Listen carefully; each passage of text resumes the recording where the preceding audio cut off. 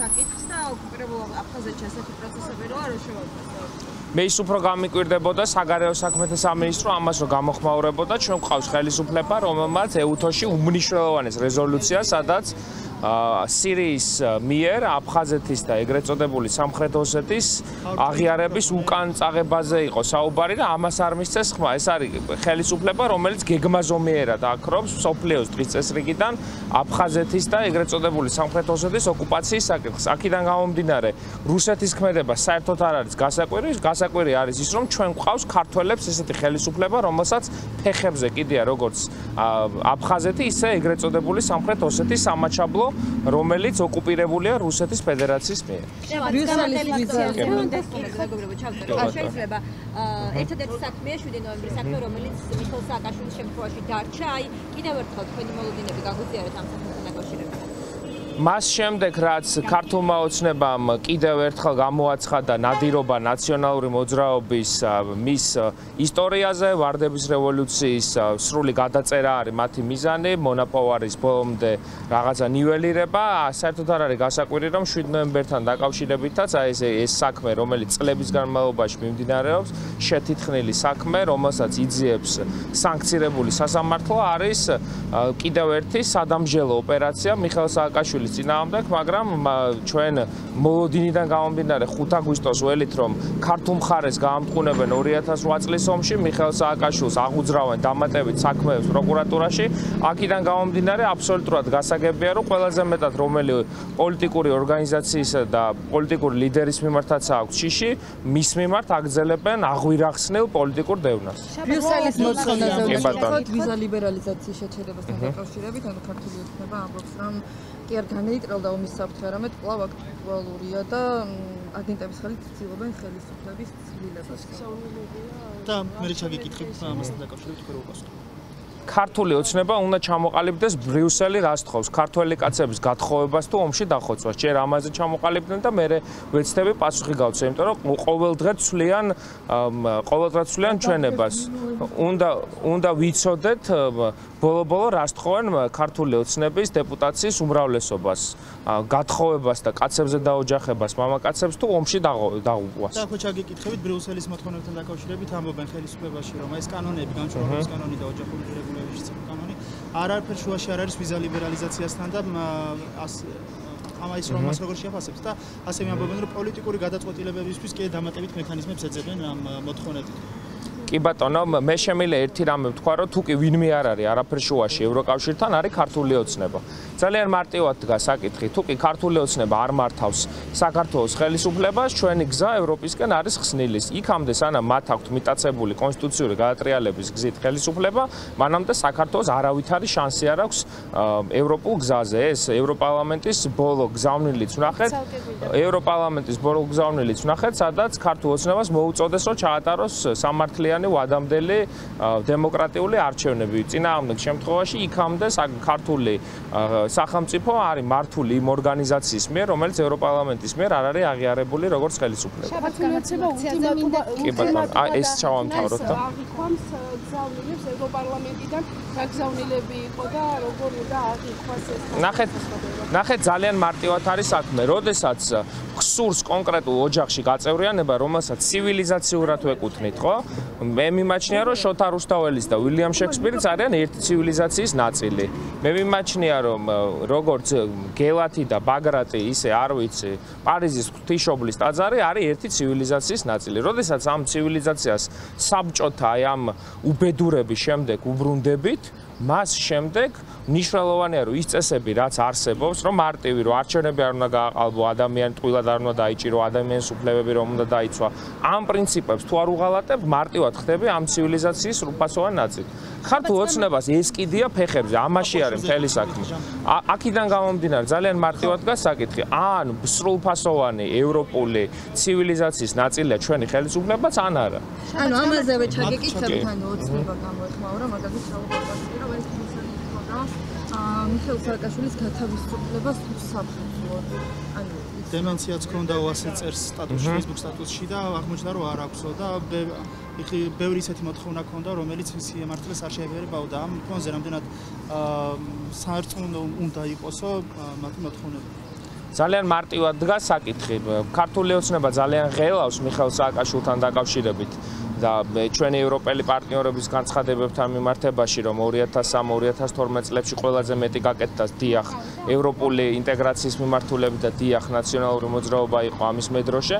მიხეილ სააკაშვილთან დაკავშირებით არ ვიცი, ის სამედიცინო დასკვნები არსად არ გამქრალა, ქართულ ოცნებას არავითარი გამოძიება არ უწარმოებია იმ განცხადებებზე, რასაც მიხეილ სააკაშვილი აკეთებდა მის მოწამვლასთან დაკავშირებით, საპირისპირო მათ ვერ და არ დაამტკიცეს, აქედან გამომდინარე ჩვენი ევროპელი პარტნიორები ბუნებრივია ეყრდნობიან იმ მაღალკვალიფიციურ სამედიცინო დასკვნებს, რომელიც უცხოელი ექსპერტების მხრიდან იყო აქამდეც გაკეთებული.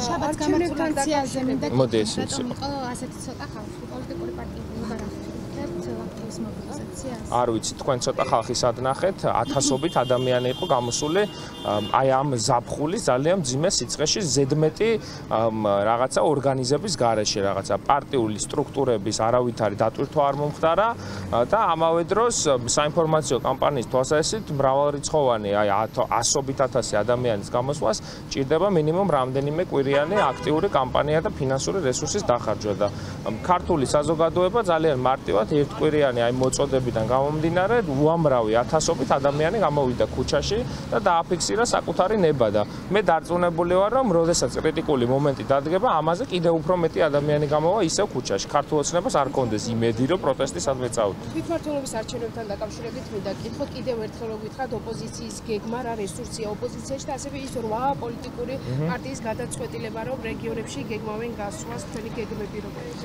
კი ბატონო საკითხი დგას ძალიან მარტივად ჩვენ საპროტესტო ელექტორატის უმრავლესობასთან ერთად 8 პოლიტიკური ორგანიზაცია ვაგრძელებთ ივანიშვილის ხელისუფლებასთან ართანამშრომლობის პოლიტიკას ვერავითარ ლეგიტიმაციას ივანიშვილი 4 ოქტომბერს ვერ მიიღებს, რასაც ყველაზე მეტად ეძებს ივანიშვილი.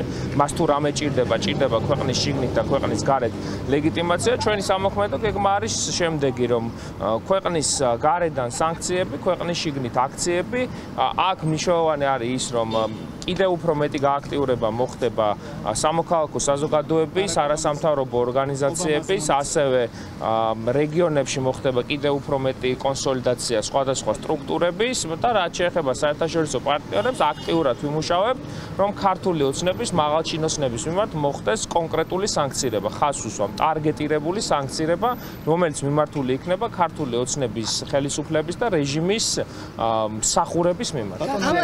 კი ბატონო. გახარია და ლელოი. ხო, გახარია ლელოის საერთო კანდიდატია. თქვენ მას პოლიტიკურად გარდაცვლილები უწოდეთ და ზოგადად არის მე უწოდე? ხო. საერთო კანდიდატია.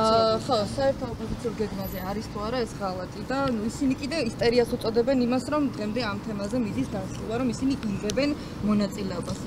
მათ სამწუხაროდ გადაწყვიტეს, რომ ქართული საზოგადოების პროტესტი მოკვდა. სამწუხაროდ ეს იყო, როგორც ქართული ოცნებისთვის იყო მოულოდნელი ათასობით ადამიანის ქუჩაში გამოსვლა, ისე მათთვისაც დარწმუნებული ვარ ეს მოულოდნელი იყო. ჩვენ გვჯერა ქართული საზოგადოების და ოპოზიციას კი არ ემსახურება ქართველი ხალხი. ოპოზიციის ის ნაწილი, რომელიც დავჭით ართანამშრომლობის მომხრე, ვემსახურებით საპროტესტო ელექტორატის კრიტიკულად დიდ ნაწილს. აქედან გამომდინარე, ჩვენთვის არსებითი არის ის, რომ ჩვენ გქონდეს ჩვენი საკუთარი დღის წესრიგი, რაც გულისხმობს ვიძინა ივანიშვილთან ართანამშრომლობას, ვინც წავიდნენ მეორე ადგილის ვიწრო პარტიული ინტერესების გატარების გამო ივანიშვილის თამაში აპირებენ მონაწილეობის მიღებას, ვერავითარ წარმატებას ვერ უსურვებ. ხაბაიშვილის განცხადებას მინდა კითხოთ, მან თქვა, რომ ხელისუფლება უნდა დაამხოს. თქვენ თუ ეთანხმებით მის ამ განცხადებას და რამდენად ჯდება ასეთი მოწოდებები კანონის ფარგლებში?